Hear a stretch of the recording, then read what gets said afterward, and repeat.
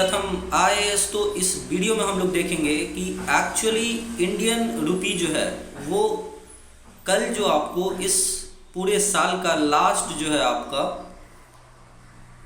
Sensex की day थी। यहाँ पे जो आप स्टॉक्स या इक्विटी को खरीदते हो वो सारी ऑफिशियली इस साल की अंतिम दिन थी कल शुक्रवार। और यहाँ पे देखा गया कि जो इंडियन रुपी है वो वर्स्ट परफॉर्मिंग आसियान करेंसी बना है और वो अपने 2013 के लेवल से आज तक सबसे बुरी तरीके से डॉलर के फॉर्म में आपको यहाँ पे नीचे गिरा है। हालांकि लास्ट में जैसे ही डॉलर इंडेक्स, देखिए डॉलर इंडेक्स होता है यूएसई की जो डॉलर है ना उसकी convertibility in different you know currencies like yuan हो गया आपका, उसके बाद पौंड स्टर्लिंग हो गया, फिर जापानीज करेंसी। तो इसे बोलते हैं आपको एक बास्केट है जिसमें आपको सारे करेंसी की कन्वर्टेबिलिटी होती है as compare to the dollar, तो उसे हम डॉलर इंडेक्स बोलते हैं। तो देखा गया कि कल लास्ट में डॉलर इंडेक्स थोड़ी ढीली हुई और फिर से जो है हमारा करेंसी जो है ना थोड़ा एप्रिसिएशन होने लगा। तो इस वीडियो में हम लोग बात करेंगे कि रीजंस क्या है इसके बिहाइंड, और फिर कहा जाता है ना कि अवसर में आप जब आपको एक तरीके से प्रॉब्लम्स आती है तो उसमें आप अवसर ढूंढने की कोशिश करो। आपदा में अवसर वो हमें मिला और हम देखेंगे कि हमारे इंडिया की करेंसी किस तरीके से अभी भी अप्रिसिएट होने की संभावना है। ये रिपोर्ट क्लेम कर रहा है आपको आरबीआई के डिफरेंट पैरामीटर्स पे इन 2023। तो सब कुछ डिटेल से देखेंगे, जुड़े रहिए हमारे साथ। और अगर आपने प्रथम आईएएस को सब्सक्राइब नहीं किया देन डू सब्सक्राइब। और मैं आप लोगों से रिक्वेस्ट करूँगा कि थोड़ी मेरी बैकग्राउंड में नॉइस आती होगी तो प्लीज़ माफ़ कीजिएगा। देयर इज़ सम सर्टेन्स रेसिडेंशियल्स कंडीशंस कि वहाँ पे आपको साउंड्स मिलेंगे, और दूसरी थोड़ी माइक मेरे पास नहीं है तो यहाँ पे प्रॉब्लम्स आ रही है। हालांकि मैं कोशिश करूँगा आपको हर एक चीज़ ईजिली समझाने की। तो जैसा कि आप यहाँ पे देखा कि इंडियन रुपी वर्स्ट परफॉर्मेंस है, और रीजन्स क्या है मैं आपको बताता हूँ। देखिए रीजन्स सबसे पहला है कि फेडरल रिजर्व्स की एग्रेसिव मॉनेटरी पॉलिसी। जी हाँ, यूनाइटेड स्टेट्स कि जो फेडरल रिजर्व है वो दिन प्रतिदिन क्या कर रहा है आपको अपनी मॉनेटरी पॉलिसी को टाइटनिंग कर रहा है। देखिए टाइटनिंग का मतलब होता है यहाँ आरबीआई भी टाइटनिंग करता है अपनी मॉनेटरी पॉलिसी को। रीजन क्या है? रेपो रेट को बढ़ा देना। जी हाँ, जब आरबीआई किसी देश की मॉनेटरी इंस्टीट्यूशंस जो कंट्रोल करता है हमारी करेंसी को, अगर वो अपनी पॉलिसी को टाइट कर दे या रेपो रेट को बढ़ा दे तो बैंक जो है ना लोन नहीं बांटेंगे। अब बैंक क्या करेंगे? आपको एक तरीके से बैंक जमा कर देंगे कहाँ पे? आरबीआई में जाकर के अपना पैसा। और यही चीज़ें हो रहा है आपको यूएसए में। यूएसए क्या कर रहा है कि यूएसए की जो फेडरल रिजर्व है वो अपनी इंटरेस्ट बढ़ा रही है, और जो वहाँ के बैंक्स हैं, इन्वेस्टर्स हैं, वो क्या कर रहे हैं?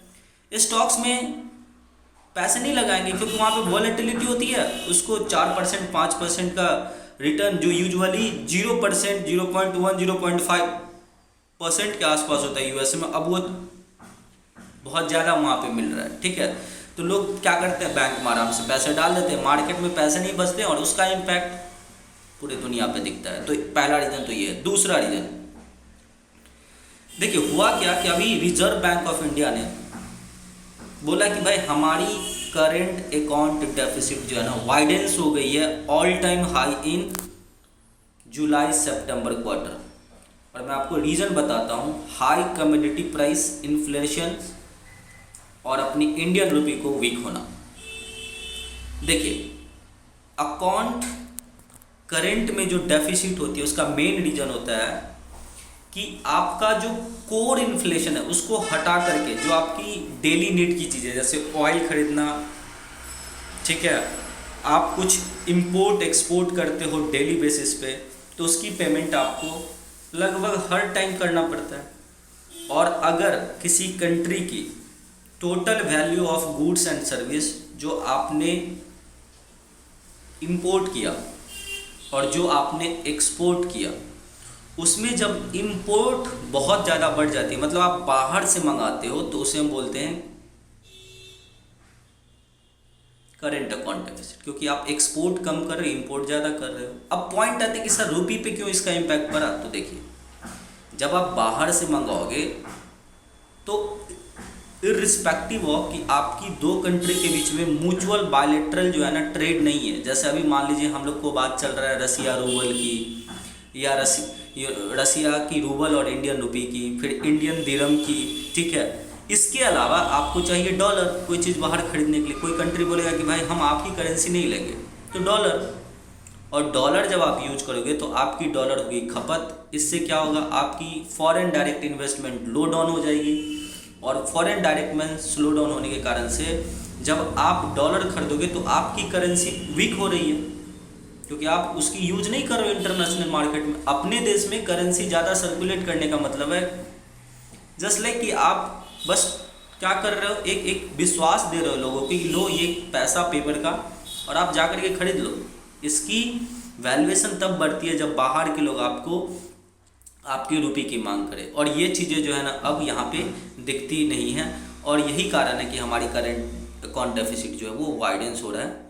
तीसरा सबसे इम्पॉर्टेंट 2022 के जियोपॉलिटिक्स का reason, Russian invasion of Ukraine. जी हाँ, ये पूरे तरीके से पूरे ग्लोबल मार्केट को इम्पैक्ट कर दिया। हालांकि एक जगह पे जहाँ पे ऑयल की नीड थी वहाँ पे हमारे भारत को रसिया ने मदद किया। रीजन से हमारी एक फ्रेंडशिप, बरसों का जो रिलेशंस है रसिया के साथ। लेकिन जब आपको पता है कि India moving towards develop countries, और अगर किसी कंट्री जो पहले से डेवलपिंग है और अब डेवलप्ड हो रही है तो वहाँ पे उन्हें नीड होती है इन्वेस्टमेंट की।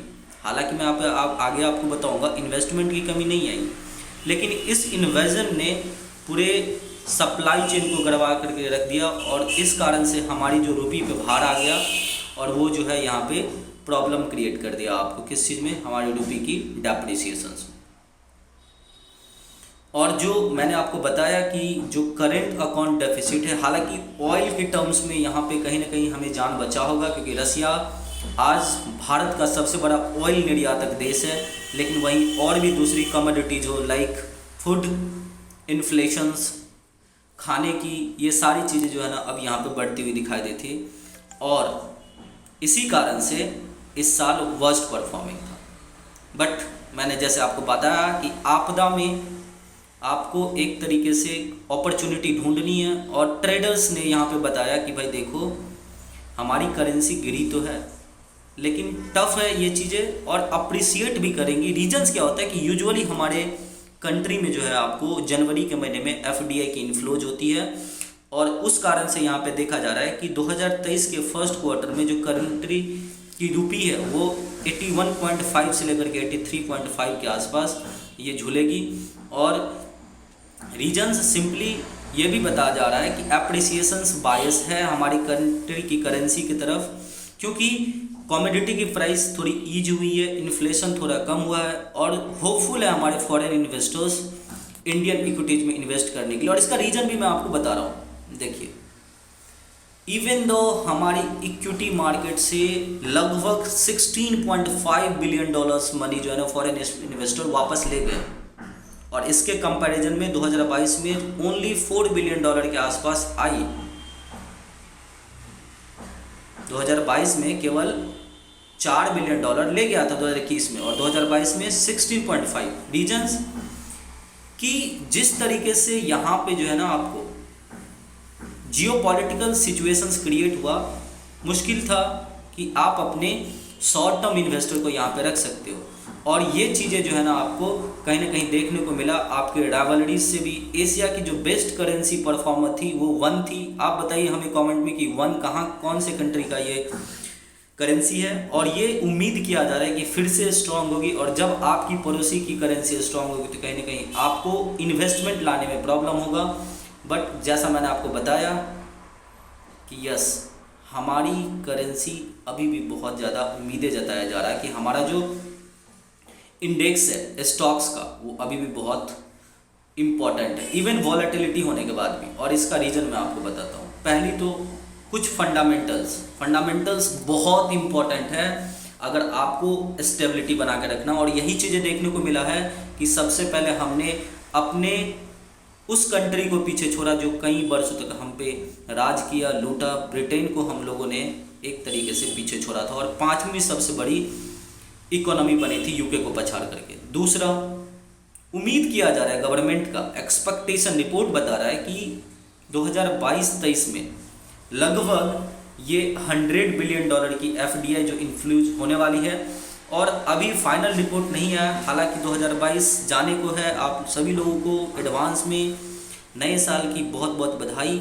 उम्मीद करते हैं कि आपके लिए ये सारी चीज़ें खुशियाँ लेकर के आएंगी। तो सरकार का भी एक्सपेक्टेशन है कि FDI इन्फ्लोज $100 बिलियन को क्रॉस करेगी। दूसरी, बैंक्स की NPA ड्रॉप हो चुकी है 7 ईयर्स ऑन लो, 5% पे आ गया है। और ये चीज़ें बहुत अच्छी है बैंकिंग सेक्टर के लिए, क्योंकि आप जिस चीज़ के लिए बैंक की नींव रखते हैं, बिजनेस, दूसरों की भलाई हो, वहाँ पे आपको अच्छे से यहाँ पे इनकम आ रहा है। हालांकि इसमें इशूज़ है, राइट्स ऑफ की इशूज़ हैं, बट अगर रिपोर्ट बता रहा है आपको कि 5% लो पे आ गया NPA, जो कहीं 11-12% पे हुआ करता था, ये भी एक अच्छी न्यूज़ है इन्वेस्टर्स के लिए कि लोग यहाँ पे पैसे बैंक में जमा करेंगे। और सबसे इम्पोर्टेंट PLI स्कीम, जी हाँ, भारत सरकार कोरोना के त्रासदी में एक प्रोडक्टिव लिंक्ड इन्वेस्टमेंट जो स्कीम लेकर के आया था, उसने पूरे सेक्टर को बदल दिया। और आप यहाँ पे देख सकते हैं food processing industry invest nearly 5,000 crore. फिर यहाँ पे देख रहे हैं कि proposed investment under PLI scheme in automobile sector overshoot अपने टारगेटेड 60% ज़्यादा मिला निवेश। और एक तरीके से ये सारी स्टेप्स जो है ना कहीं अभी भी उम्मीद जता कर रखी हुई है कि हमारी करंट करेंसी जो रुपी है वो फिर से होवर करेगी, ऊपर की तरफ स्ट्रांग होगी, अप्रिसिएट होगी। और ये चीज़ें उम्मीद करते हैं कि आपको आने वाले सालों में देखा जाएगा हमारे कंट्री के इकोनॉमी में। तो उम्मीद करते हैं सेशन अच्छे से समझ में आया, और अच्छे से समझ में आ रहा है तो प्लीज़ हमारे चैनल को सब्सक्राइब कीजिए, डू सब्सक्राइब प्रथम IAS, और हमें कमेंट में बताइए कि 1 जो है वो किस देश की करेंसी है। Thank you so much for watching this video.